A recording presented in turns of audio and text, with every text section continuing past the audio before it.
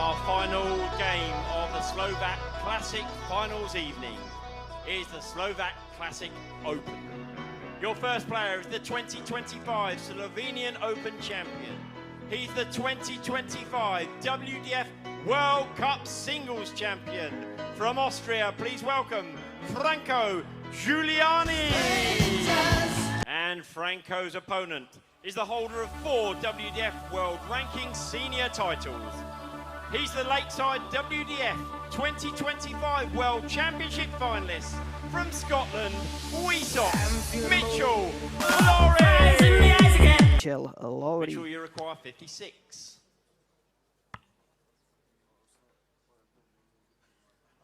Doublová 20, double 10. Jemné odstúpenie. A tentokrát síce sme šípku videli až neskôr, ale je nám jasné, kde skončila, a to konkrétne v doublovej desine, a teda Franco, you require 80.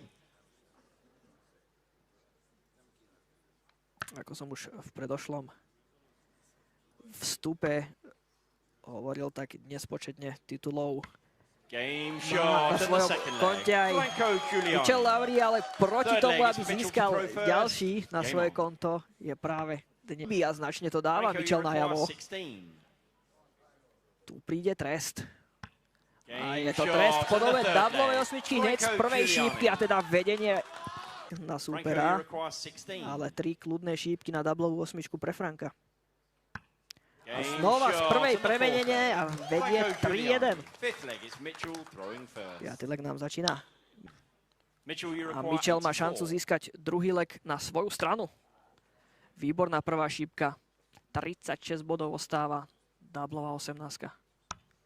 Premenená z prvej šípky. A teda stav stretnutia znížený na 2-3. Škrtnutá šípka o drôt z tej nesprávnej strany. 106 stále zavrieť môže.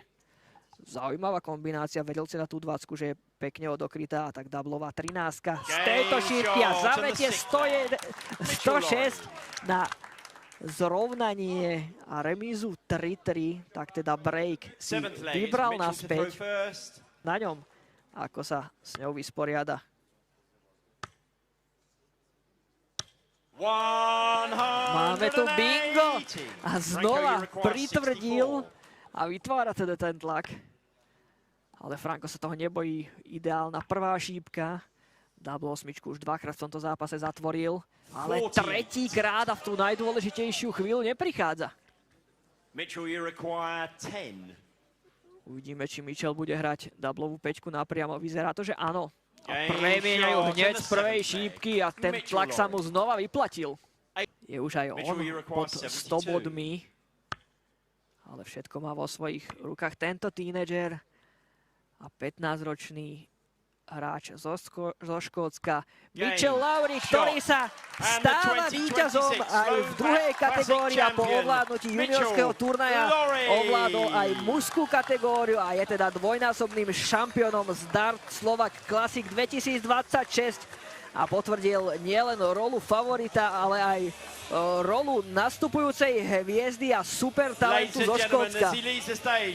Uvidíme nástupcu či už Garyho Andersona alebo Petra Wrighta, ale každopádne v Škótsku nám rastie obrovský talent a možný následovník alebo najväčší rival